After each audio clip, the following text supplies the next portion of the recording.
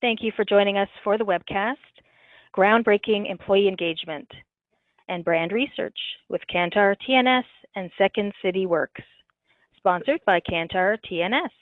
Before we begin, I would like to remind you that this webcast has been pre-approved for HRCI credit and can also be used for SHRM credit. Please be sure to complete the entire webcast in order to from hr.com, and we will follow up with you. And now it's my pleasure to turn it over to our first presenter, Scott Spade. Hello, everybody. As Kathy said, I'm Scott Spade from Kantar TNS, and I host Kantar TNS webinars. First off, I want to tell you a little bit about Kantar TNS. So we help our clients reach higher levels of business performance and brand growth by creating memorable experiences for both employees and customers.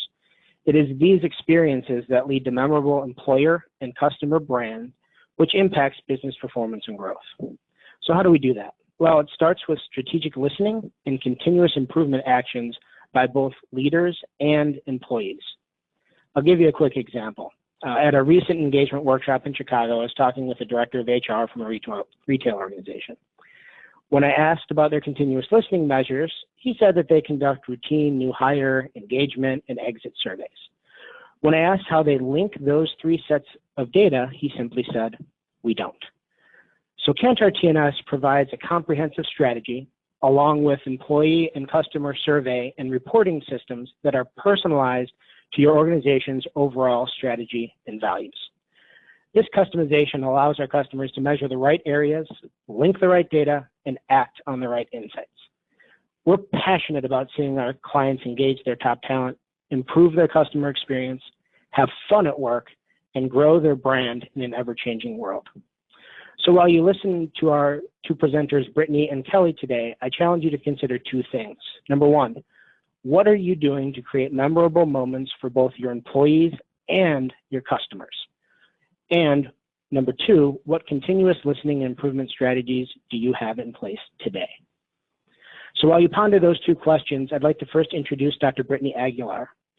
As a director of Kantar TNS, Dr. Aguilar designs world-class consulting programs and advises clients on high-profile measurement projects. Brittany effectively crafts highly competitive employee and customer experiences that increase engagement, help to bring her clients' employee value proposition to life. Brittany has her doctorate in business psychology and master's in industrial organizational psychology with over 10 years of experience in both corporate and academic settings.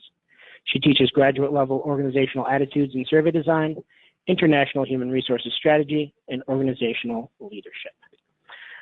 Brittany has worked as an executive coach for senior HR directors and C-suite leaders, and as the internal lead of an employee engagement program for a Fortune 100 company. In 2017, Brittany is touring major U.S. cities, hosting workshops and panel discussions with industry experts to explore the link between employee engagement, brand, and talent strategy. So interviewing Brittany today about the research is Kelly Leonard from Second City. Kelly Leonard is the Executive Director of Insights and Applied Improvisation at Second City Works, overseeing the Behavioral Science and Improvisation Initiative with the Center for Decision Research at the Booth School of Business. His book, Yes and, was published to critical acclaim by HarperCollins. Kelly has spoken at Aspen Ideas Festival, Microsoft, and TEDx Broadway, and hosts the podcast Getting to Yes and for WGN and Second City. For over 20 years, Kelly oversaw Second City's live theatrical divisions, working with such talent as Tina Fey, Stephen Colbert, Amy Poehler, Seth Meyers, Keegan-Michael Kay, and others. You can find Kelly on Twitter at KL Second City. I'll now hand it over to Kelly to introduce what we're doing today for the webinar and get things started. Thanks, Scott. Hi, everyone, and thank you for joining us.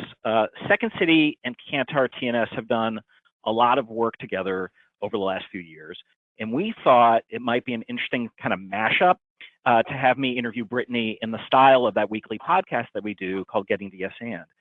Ironically, our next podcast, it appears every Tuesday. Our next one's with Alan Alda, the actor who you might remember from MASH, and we explore the work that he's doing using improvisation to get scientists to communicate more effectively. That's what he's been doing for the last few years. I am not going to make Brittany run an improv exercise right now because I've talked to her before and she communicates very clearly. So we're going to jump into it. Hi, Brittany. Hi, thank you. So I was going over your research in preparation for our conversation, and a theme kept coming up. And it's not just based on your work. As Scott mentioned, we have a partnership with the Center for Decision Research at the Booth School of Business at University of Chicago. So I've been hanging out with a bunch of behavioral scientists for the last year, talking about our work in improvisation and comedy and their scientific insights. And the theme that seems to be coming up over and over again is that our brains and our behaviors tend to default to the binary, when in fact it's almost always multiple factors that are in play when we're making decisions in the world. So to simplify, I think what we're going to be talking a lot about is how we need to re-see how we see. I think you're right, Kelly. So the central tenets of the research we're talking about today is that for so long we've been siloing how we see the data and the activities that we put value into between the employee data, right, that internal work, and then the external facing or the consumer side of research and data collection. So they've been completely separate so far, and we're really working to forge new paths and bring them together. Working with one of our other partners, Millward Brown, who is a market research company, they have been helping us understand more about the consumer side and building those brands. And what we're learning is that, as you said, re-seeing things, we see that they impact each other. So today I'll be sharing more evidence around how employee engagement has a positive impact on an organization's ability to deliver brand promise. And by that I mean, an organization may espouse that, if you come to our brand, to our hotel, we're the Ritz, you're going to have a certain kind of experience. And the extent to which they can deliver on that and fulfill that promise helps to continue to build that healthy brand so they're perceived the way they want to be and drive the kind of business results that they're looking for. And so we're seeing that employees really impact an organization's ability to kind of walk the talk of their brand. We're also going to be talking about consumer buy-in to brand and how the market research has been sharing and looking into how you build that perception of brand with your consumer base and how that's really similar to the way organizations get buy-in and get that connection with employees using their internal brands and mechanisms for the workforce. So we're really kind of reshaping how we look at these two big pockets of data and really big resources, right? We spend a ton of money building these things up and making sure that they run efficiently, and it's time they're brought together. So let's start with brand, but we're not going to just talk about brand alone. We're going to talk about brand and employee engagement. So I'm curious from a sort of impulse side or choice side, that what's going on in a consumer's brain when they choose a brand or pay for a brand or even stick with a brand? Right. So that's a great question. Brand gets tossed around all the time, but it's really a coming together of the holistic experience that a consumer has when they're faced with whether they choose your brand or another brand. And I'll get into that a little bit more. I know I'm tossing it around just like I accused others of doing, so my apologies. But really it's these 3 points here, and this is the research done by Millward Brown, and I know you've done a lot with other scientists to come forward with these ideas as well, so we can talk about that in a moment if you'd like. But certainly it's the consumer's predisposition to choose that brand more often. So are they going to that place more times than others? It's their predisposition to pay for that brand. So, are they really seeing, if I give you $1, am I getting $1 or more's worth of value from that contribution? And then their predisposition to stick with that brand. So repeat customers, right, or even referrals is a huge driver of business and growth. So you want to make sure that not only do they come in and they feel like that was a good experience, but they're going to keep re-upping over and over with that idea. So we've seen the most successful brands share the following. Consumers feel an affinity for them. In other words, they like them. You know, I like the brand of shoes I wear. So if I say, hey, I need new shoes, I'm going to go back to that brand first every time, because I think they're meeting my needs. I think they're unique. They make a statement about me. They're dynamic and set category trends. So again, I'm kind of aligning myself with, I like these shoes, or I like, you know, this brand of cereal or something, and I think they're really cool, and they keep me, you know, looking great and feeling great. And also, I can find them easily. They're top of mind, right? If I'm thinking about what travel site I want to go to, you know, they all have cool little names, but what's going to pop in my head first? You know, what's more memorable? So all of that really boils down to meaningful, different, and salient. And these are going to be kind of our driving words when we're talking about brands this afternoon, where we build this model of what does brand really look like. So meaningful is a third of kind of this model of brand. It's the affinity and meeting needs. So really kind of that emotional connection to the brand. You know, I really like, I said that earlier, I like this brand. I have an emotional connection. Are they different? So this is that unique and dynamic piece. You know, I'm really understanding. I have, you know, an appreciation for this being something that is different, and I'm going to go there instead of somewhere else. They're differentiated for me among competition. And then salient, so that's that top of mind awareness again. So cognitively, you know, I can pull on that really quickly and retrieve that information whenever I need it. So that's really what I mean when I'm talking about brand. It's this, how do we connect at multiple points with consumers to get them to buy in, or like literally buy what we're selling. So I know a lot of people have stressed the research on the sort of scientific relationship between brands and consumers, and that's, I think, what you're talking about here. But the other thing that you're highlighting is this other thing, right? Which is you're stressing that a brand will grow if it creates engagement among its own employees. So this isn't just like brand to audience. This is brand to, I guess, brand ambassadors, but it's employees. Right, you're absolutely right. So when we're thinking about how does employee engagement impact brand, it's engagement in employees is really the delivery vehicle for this brand. I said before, you know, the extent to which employees at the Ritz can deliver, you know, that face-to-face, that handoff of value to people who are staying at that hotel, that's as good as the brand's going to be. You know, it's only as good as what people actually walk away with. And if you have a disengaged employee, let's say I'm at the Ritz and I really don't like, you know, the noise the children are making in the pool or something. I don't know, I haven't been to the Ritz, but I imagine that there are children. So, you know, I go and I talk to somebody and I met with someone who's there running the accommodations, and they say, oh, well, that's not my problem. You know, I can't do anything about it. And they just blow me off. That's not the caretaking I expect when I go to that brand and I'm looking for a certain experience. Whereas if I go there and even if they can't do anything about it, they're going to empathize with me and create a good experience.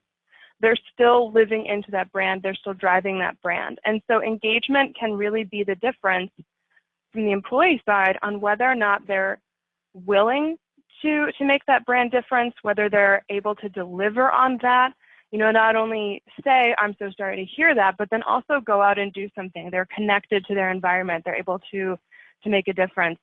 And they're bought into the brand. So they see themselves as a representative of the Ritz. They see themselves as a representative, an extension of the company that you get to interface with, right?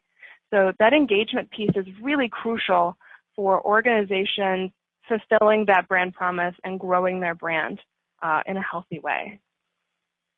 It's funny, I have two thoughts on this. One was thinking back to when I started at Second City. So my first gig here was in 1988, and I was a dishwasher, which is, by the way, not as glamorous as it sounds for everyone. It was a terrible job. And Second City in those days was actually like the floor was sticky, you could smoke in the theater, we sat everyone too close together, and we kept it too cold in the room. A lot of things that would be considered, I think, like a negative, experience. However, there was passion on the stage and passion among the employees. It was this like full of characters. And so it almost became like, in spite of, and massively successful, right? We were sold out every night, but I think it was because people came, and in spite of all those things, they just saw the most engaged employees at every facet of the theater. And then I'll connect this to an interview I did with Simon Sinek for our Second City podcast. And he told this great story about a barista at a Starbucks in the Las Vegas Four Seasons who was a complete joy to interact with. And Simon's point was that if you have a happy employee, that makes for a happy brand experience. That's kind of what you're talking about, right? It really is. So yeah, I mean, you're talking about just an environment where everyone's contributing in their own way. They say, I'm a dishwasher, this is my part in the larger machine, and I really believe in this machine, and I want to do my part to make sure that it does everything it can do, right? So it's living to its full potential, or that this brand is completely believable and attractive to consumers. So you're really getting people to put in their most, and that's the central reason we go after engagement, right? Is so that people feel that by doing the work, they are fulfilled and they enjoy that experience. So your example reminded me of the classic kind of, prop this up to explain engagement to people story of the janitor at NASA, who, when they asked him what he was doing, and because he was scrubbing floors in a hallway at night, that kind of set the scene. And they said, what are you doing? What's your purpose here? And he said, I'm helping send men to the moon. And he was just a janitor at NASA, but he saw himself in this larger chain that helped take mankind to another planet. And I think when you're disengaged, you're thinking about, my experience is so terrible, or I really don't appreciate something that's going on, and you get further distanced from the goal of the organization. So engagement's really going to help drive that meaningful, yeah, and salient experience for consumers. We did some research Yeah, go ahead, I'm sorry. Go ahead.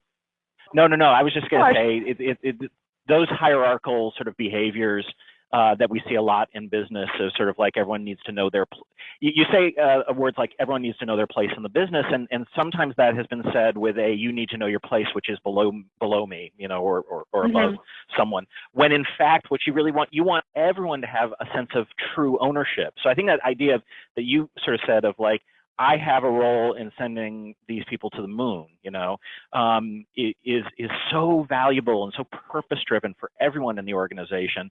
And it's not our first instinct to kind of go there, right? Because we're also busy trying to just get through the day. But that's a make or break kind of proposition. Absolutely. Yeah, you nailed it. So it's not about being a cog in the wheel, right? You're not just a little piece in this giant clock and no one cares, and there's that fungibility, right? We can interchange you with a different piece. It's not about that. It's about being one of the 10,000 hands that hold something up, is what that's about.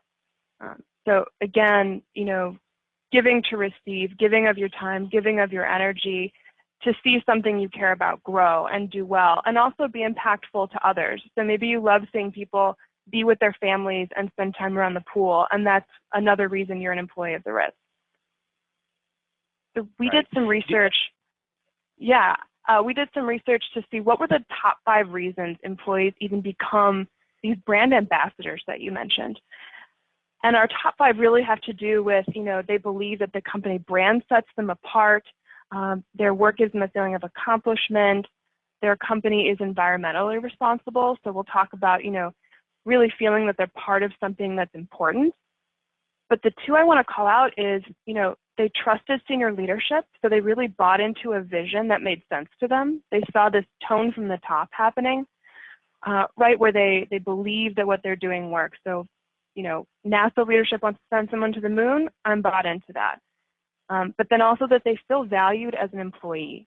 So they really thought that not only am I creating a good experience for others, but I'm having one too. So I'm curious because, again, spending all these time with scientific nerds at the University of Chicago is they always want to know what the research is, what's the data, what's backing this up. Are there case studies, white papers? What's some of the other stuff that you've got that sort of backs up the findings? Yeah, absolutely. So the research I quoted, we highlighted in another webinar that we did a few months ago with our CEO, Mike Schrader, and LinkedIn. So that's chock full of information, and I don't want to rehash it, but I can tell everyone listening in that that's certainly a great place to go. The purpose of today's webinar is really to dig in and share some of our latest research that we're getting into, and just kind of tee that up because there's more to come. But I can certainly share this groundbreaking research. So we've been, I'm sorry? I said, let's do it. Oh, I thought you said something. Awesome. Yeah, let's rock and roll. So we've been working with Millward Brown. We're sister companies. We're all under Kantar.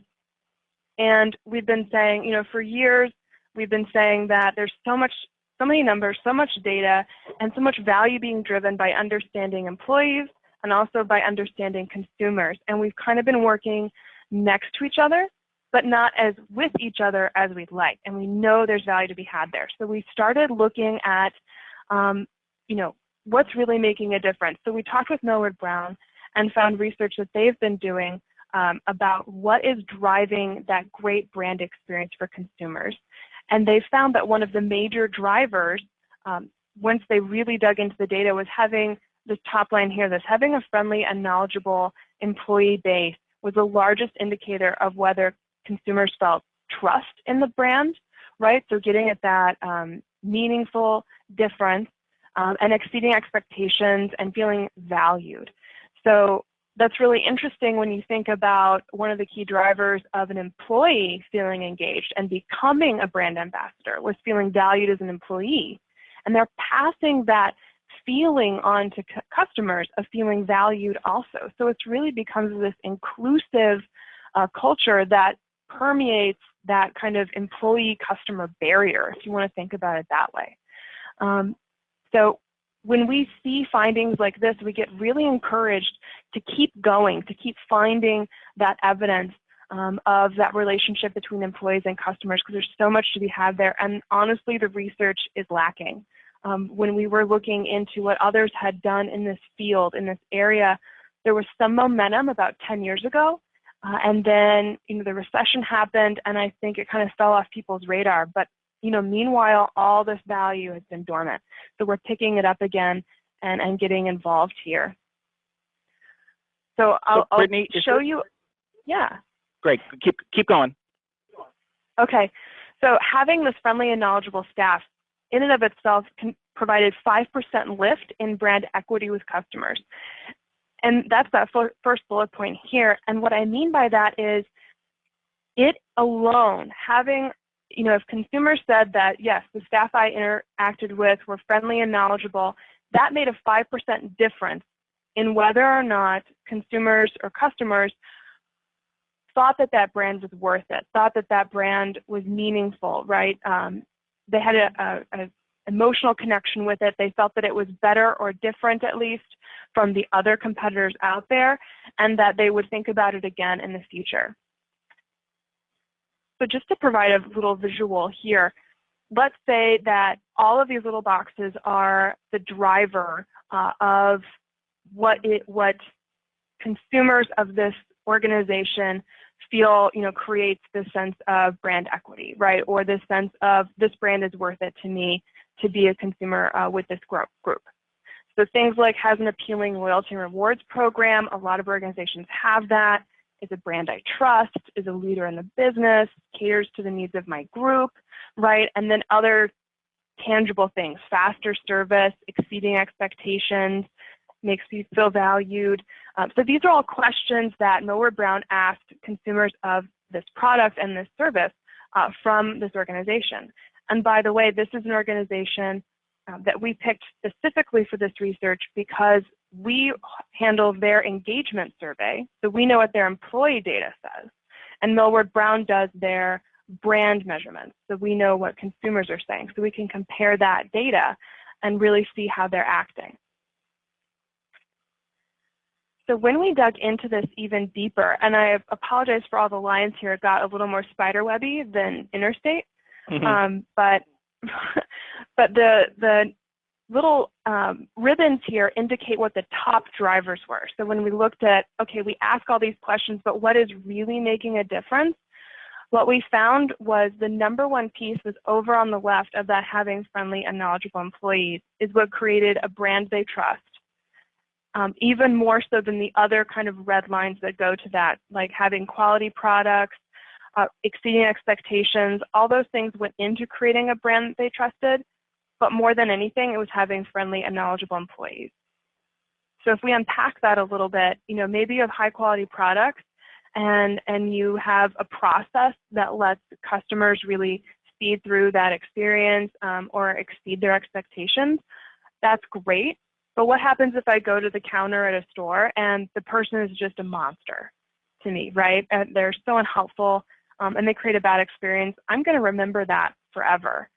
And even when we did our research with LinkedIn, we saw that people are 3 times more likely to communicate bad experiences or bad information, right? Like negative information than good. So having knowledgeable and friendly employees was this huge differentiator for customers of whether or not they felt that they could trust this brand and therefore would come back again and again. This is really interesting. Is this connected to that triad that you guys talk about, which is like feelings, actions, and thinking, or like heart, hands, and head, that you've got to be looking at how all this is interconnected? Yeah, it really is. So as I said before, this is what the consumer data said. This is what Millward Brown brought to us with their research. And so we said, let's look back at what we know of this organization. So we know what their employees are saying. We know what their top leadership is saying to kind of drive this brand ambassadorship to make all this work, right? So we know that that's driven by supervisors supporting brand experience, experience in training and coaching going on, making sure employees know how to get this to work, and then understanding, what consumers are saying back. So using feedback to make a good experience. So we know that this company is doing the right thing, engaging in all those activities. We know that their engagement scores are high and have continued to increase over time.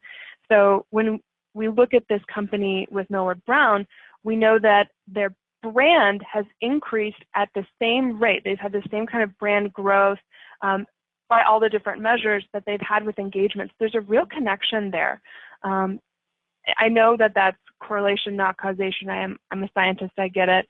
But it is fascinating to see those two things grow in tandem when you're trying to find, reasons to go dig into this even further.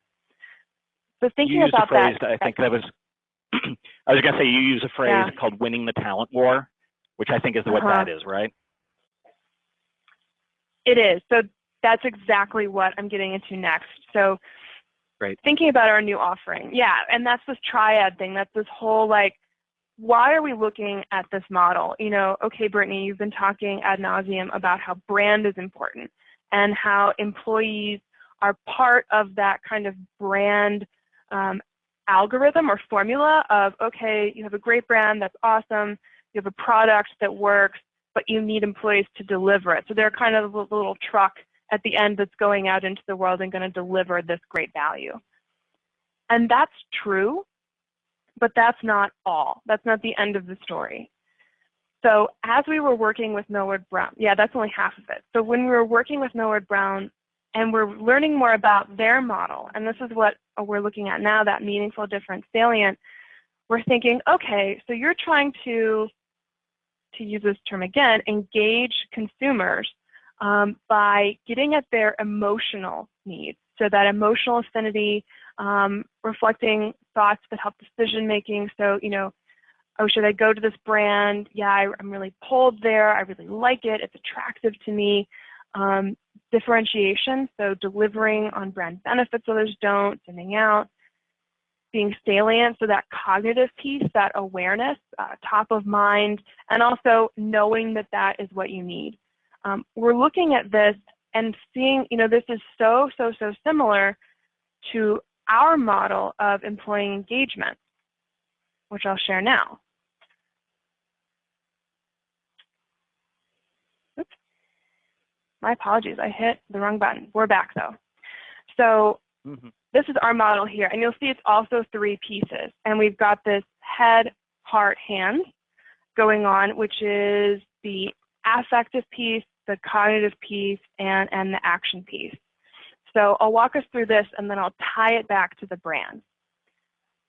So starting with this emotional piece, the heart for feeling, it's how they feel. This is employees again, how they feel about the organization, the dedication to their role, the absorption in their work, right? So when I go to work, I just feel bursting with energy, time flies, I really like what I'm doing and how I get to do it.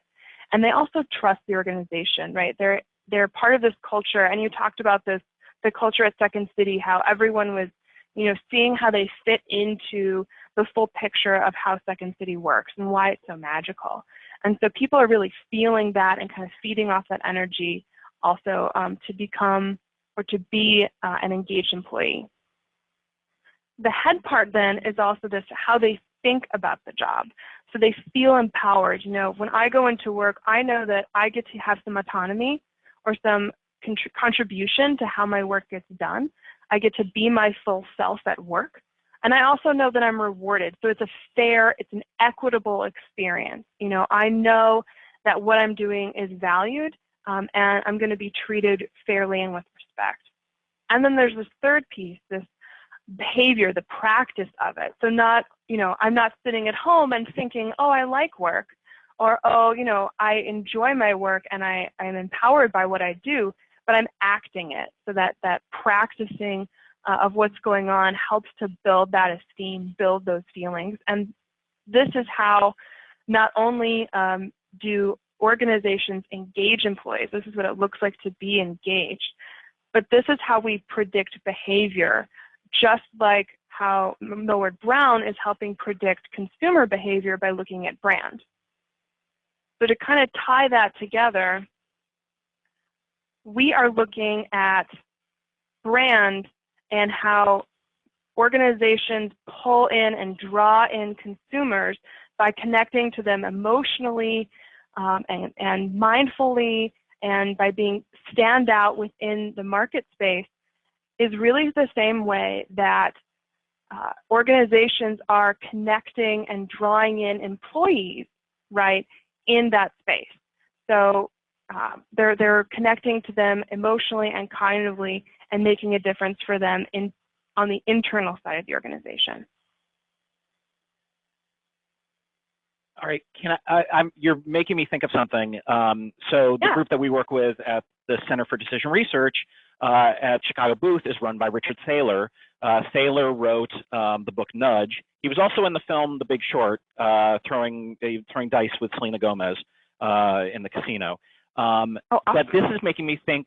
This is making me think of Nudge in terms of, and I mean you know this book, which is thinking about behaviors and how we can change those behaviors, not through big giant moves, but through small actions. Yeah, you're absolutely right. So that's kind of the buzz that I've heard recently about, organizations when we're looking at whether or not employees are engaged. And I'll just go back to that for a moment. When we're thinking about engaged employees, we're trying to predict their behavior. And so thinking about what things can we do to create engaging experiences for employees. And so creating those action plans of here's what leaders at different levels in the organization are going to do, are going to start acting differently to create more engaging experiences, right?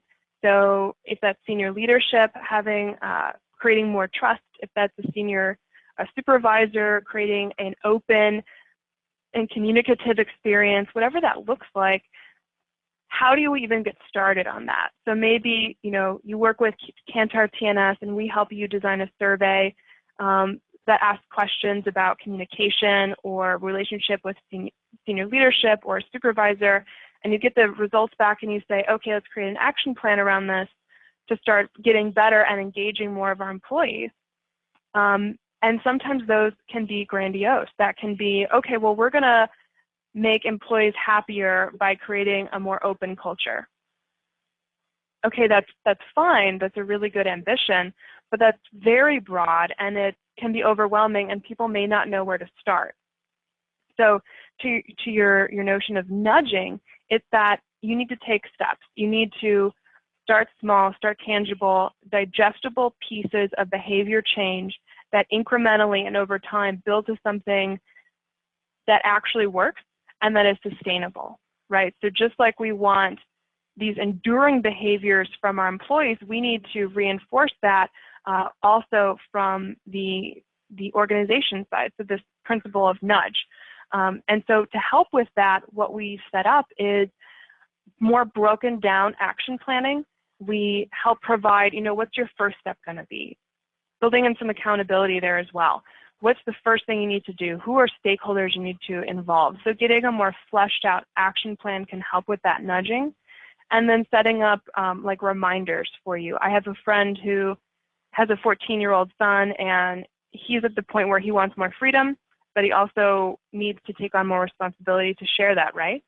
To kind of earn that. Mm-hmm. So he is trying to get into these new behaviors and new practices to demonstrate that he is engaging in sustainable change and a better contribution to the household. And so he's put in his phone, take out the trash, remember to do this. He's putting in little nudges for himself.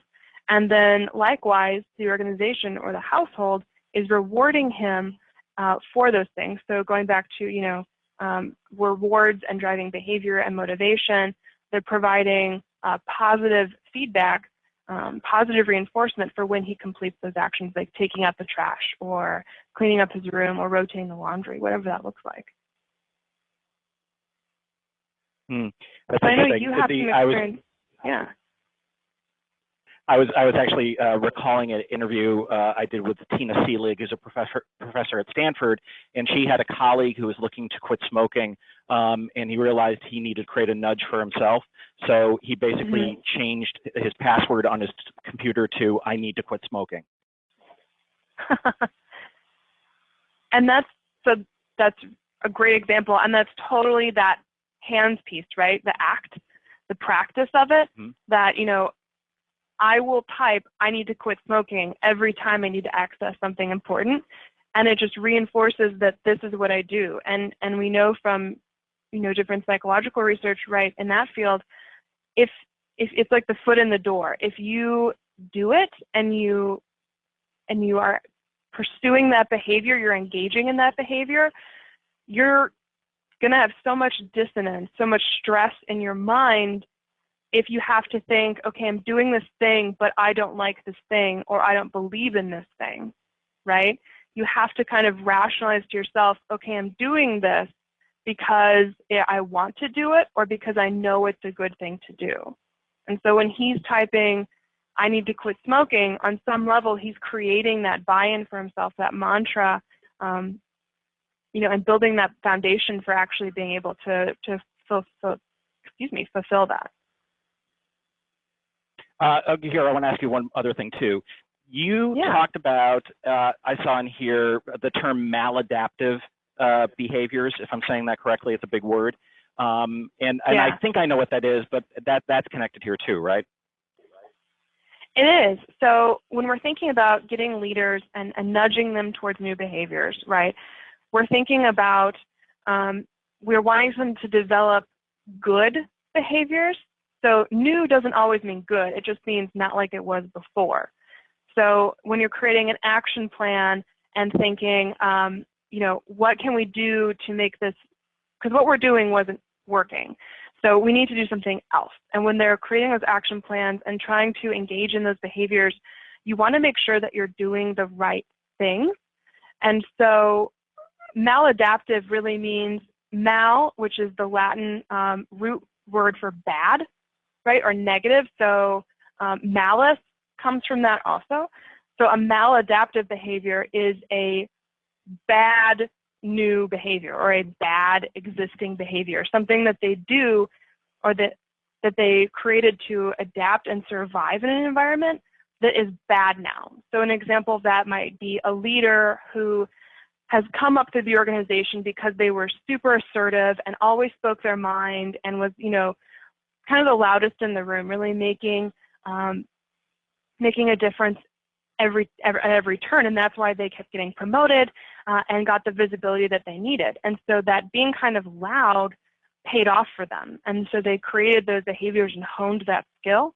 But now that they're the top of the house, maybe this is a CEO or something now, and they're still that aggressive, assertive, loudest person in the room, now it's maladaptive because maybe that organization needs a leader who listens, who's compassionate, who lets other people speak and get some spotlight. So I think that, having leaders, or this is for anyone who have done something to survive or to succeed, and those behaviors then can kind of time out and become maladaptive versus adaptive. And so when we're thinking about creating these behaviors to create engaging environments, it's really nice to have frequent feedback to make sure that what you're doing is still working, or the path you set down when you started action planning and action taking is actually the right thing to be doing, and you're not calling on the wrong behaviors or stale information to inform that. And part of what we do to help with that, not only do we have more robust action planning tools and support structures for that, but we also have this great tool called On Demand. And what that helps with our clients is to send out surveys whenever they need it. So, it's up to your organization to decide what level, but even like line leaders or senior managers or the CEO, anyone who you want to can send out a survey basically saying, how's it going? Let's check and adjust. Let's be agile about this. Let's make sure that what we're doing is working. And if it's working so well that we've solved that problem, we now have a better communication structure, let's move on. Let's not just keep doing these things for another 6 months if we don't need to be doing that anymore and our time is better spent elsewhere. So I think, having that ability to check, refresh, celebrate, all those pieces when you get that constant feedback really helps to validate what you're doing and keep down the right track. And so nudging forward in that new behavior development. And again, making sure you're not developing the wrong stuff, those maladaptive behaviors. It's really interesting. We talk a lot, because in improvisation, you're in a constant conversation with the audience. And so feedback becomes a thing that's happening instantaneously. And so I think one of the reasons, because people always ask me why so many famous people came out of Second City, and while the answer should be because I hired most of them, and that would do well for me putting money in my pocket, it's not true. I hired many of them, but not all of them. But what it is that this talent, very talented people, become so skilled in improvisational behaviors, which is constant back and forth communication, incredible listening, sort of real-time crowdsourcing, that they take that skill with them when they move on to the next thing. And if you think about people like Tina Fey or Stephen Colbert or Keegan-Michael Key or Amy Poehler, their very successful shows are staffed by other people who are skilled in the same improvisational behaviors. So there's tons of listening, there's tons of constant feedback, multiple modes of communication, because they deal with the written word, they deal with the spoken word, interpersonal stuff.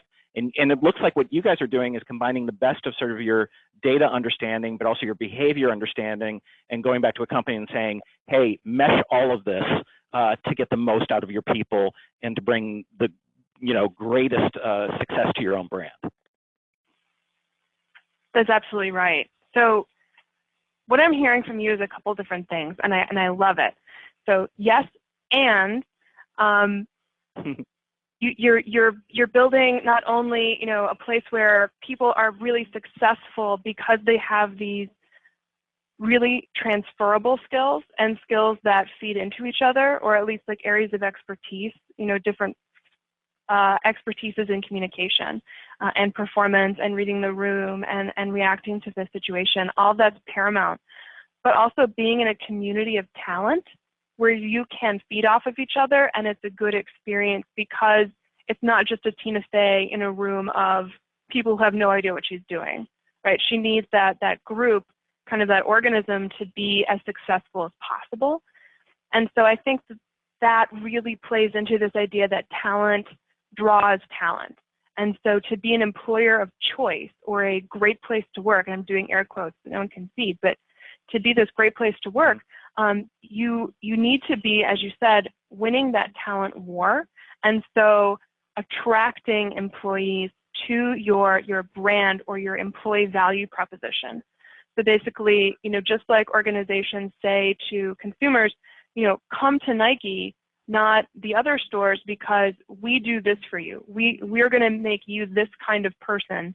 If you get to come to us, you're going to be happy, you're going to be stylish, you're going to be cutting edge, higher performing, whatever. Companies do the same thing with employees. They tell them, if you come work for us, you're going to be paid better, or you're going to have more fun. You can bring your dog to work. You're going to feel valued. We have a fun environment. We're a startup. We're Second City. We're the best. So I think you've had, a really unique experience from an employee standpoint in being in such a magical place, in such a unique place that really is that magnet. People come to Chicago just to be with you guys. I think that's really cool. So yeah, and it's funny too, because I'm going to have you jump on this, because I think that magic that I'm talking about is stuff that we didn't know any better. It really sort of happened, but I think at the heart of it is because improvisation, the pedagogy, the learning is everything you've talked about: connection, feedback, listening, focus, back and forth, all that stuff. And then, as we've grown at Second City too, and it's become, harder to manage because we're getting so big, it's realizing that you can't just rely on that instinctually for companies, especially the kind of scale that you talk about with companies like Nike, that they've got to have these kinds of data tools too, to match and to organize and to reach, to scale all their employees. Exactly.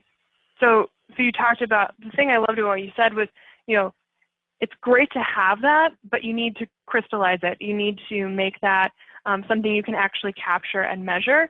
And that's our business. That's what Kantar TNS does. We're all about measuring and getting evidence, right, for that evidence-based management and best practices. So the outcome of this work with Millward Brown has been that we've done this mapping here, meaningful is that emotional connection, that heart. Salient is exactly what we're talking about when we're talking about head, or that cognitive connection, that buy-in of, I know this is good for me. And hands, right, that really driving productivity, performance, retention. We were struck with how well our two models fit in with each other when you're talking about understanding what is motivating and connective for people, what gets them in the door and keeps them there. And also, how do you predict behavior? So how do you predict return clients? How do you predict higher turnover or higher engagement? Lower turnover, higher retention and engagement with employees. And so we kind of, just like we're doing a mashup today with TNS and Second City, we're doing a mashup of brand and employees and adapting the measure that Millward Brown has used for so long and so successfully with consumers. We're adapting that to work with employees. So we've taken their items and worked with them extensively to make sure that we're abiding by all the research they've done and using, all the validation that they've been so successful with getting and all their lessons learned over the years, and building that into our new service offerings. So we're shortly here in the next few weeks going to be able to help our customers understand and really measure how successful are we being as an employer at having our employees understand, believe in, and deliver on our brand. So it's a little bit of internal consumer of your internal brand. So is your employee value proposition being delivered successfully? Are you creating good experiences for your employees? Are you an attractive employer, right? Are you a great place to work? And then understanding a little bit, also mash up with net promoter scores, things we all know and love, employee engagement indexes, so making sure that you can see how engagement is playing into that and get evidence for that, because we also know what's driving engagement, helps it drive internal consumer brand behavior. I'm kind of getting into the weeds, but it's a really neat tool that's going to be very powerful for our client organizations to help understand the employee side of brand and not just the consumer side of brand, because that data is so related and so powerful. So we are, we got a little bit left, and I want to toss a couple of things that have just sort of come to mind as I've been jotting notes about this. So these might be a little bit of wild card, but are you ready for it? Okay. I sure am. One of the insights, one of the insights that I've really been interested in from the world of behavioral science is this idea around, it's called self-verification theory. And I think you know about this, and I think it is connected to this. So as I understand it, most of us have sort of thought, I think for generations, that we want to be seen as our best selves, our prettiest, our smartest, our coolest, all that. But self-verification theory tells us something different. It tells us that we want to be seen as we actually see ourselves. So the example of that is, if I see myself as clumsy, it's very important that you see me as clumsy so you don't throw me a ball, which is different than the other, right? So it's not that we, because not all of us have like this great image of ourselves. So that feels to me like one of these insights and these behaviors that if someone were to understand as an employee, their whole sense of like a performance through a feedback, a communication is going to be different. Yeah, I really like that. I'm just reflecting for a moment on that. Self-verification theory is really interesting. And when you expand that out from the individual and think about implications of those thought experiments with organizations and cultures, you're thinking, okay, everyone wants the brand of we're the best in the world. We're the Ritz of whatever. We're the Ritz of mufflers, right? Or something like that. But not everyone needs that gold star brand. Maybe you're a cost competitor. Maybe you are faster. Maybe you are higher quality or a longer term payoff for your investment. There's all different kinds, sizes, shapes, colors of organizations. And so another thing our clients have been hammering home for us and that we're paying attention to is this need to understand your culture. So I'm kind of drawing it back to who you really are. Not just, oh, Brittany is a great person or Kelly is a great person, but who are they? If Kelly is clumsy or Kelly is brilliant, but you need to kind of open him up and talk to him a little bit. I'm not saying this is the case. You're fantastic at Go. But, having people understand that so they can react to you constructively, work with you well, and have that expectation set. So again, that employee value proposition. So we're going to say who we are, we're going to say why that's valuable, and then we're going to deliver on that so that you have an equitable experience, your expectations are met, and you can make an informed decision and have a good experience here. So that informed decision, again, that cognitive alignment, the salient alignment, and also you're going to like it here. You're going to enjoy your experience, and you're going to contribute meaningfully. So that emotional connection as well. So I think that really plays into what we're talking about here.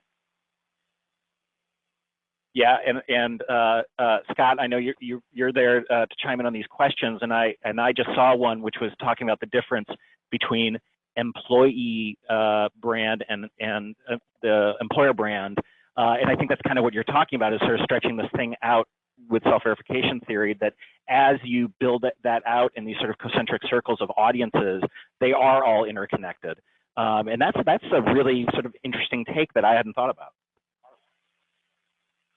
Yeah, interesting. So employee brand and employer brand.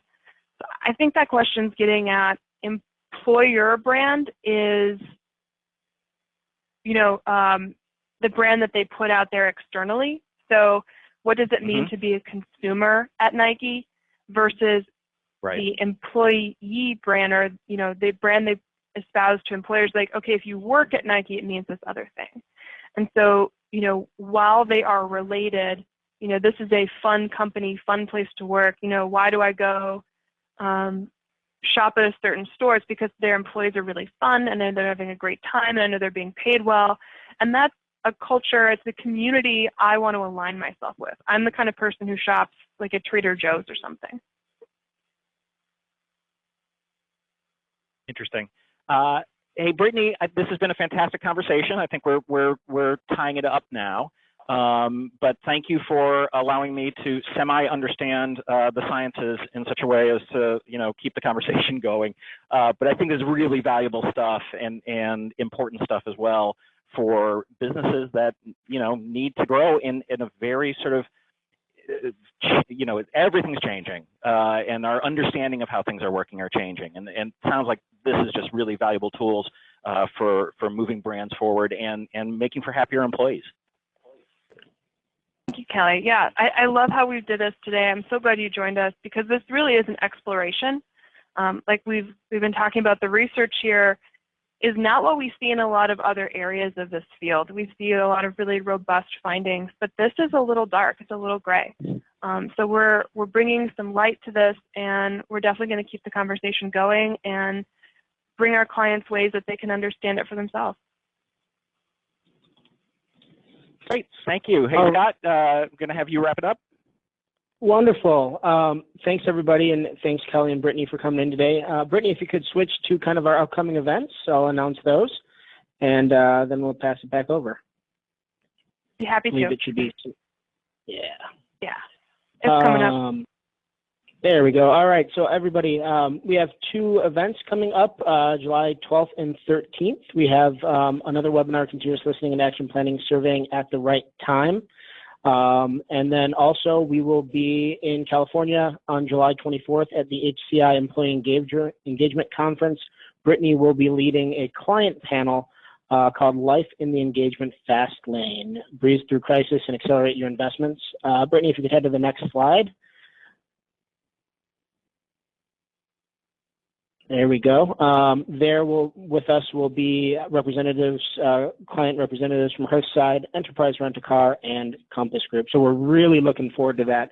Brittany, I know you're excited to have those 3 panelists and really get into kind of the gritty details of engaging your employees day to day, continuous listening, and really making changes when it's really needed within the organizations. So I'd like to thank both Kelly and Brittany for being with us today, and thank HR.com for putting on this great webinar for us. And I will hand it back to Kathy from HR.com. Well, thank you, Scott, and thanks to Kantar TNS and all of our guest speakers today for this great presentation. Just a few reminders for the attendees.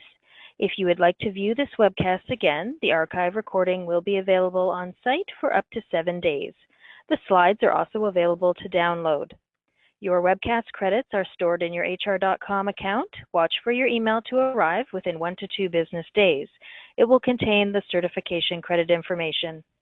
Your feedback is important to us. Please take a moment and fill out the exit survey that will appear on your screen. This concludes today's webcast. Enjoy the rest of your day.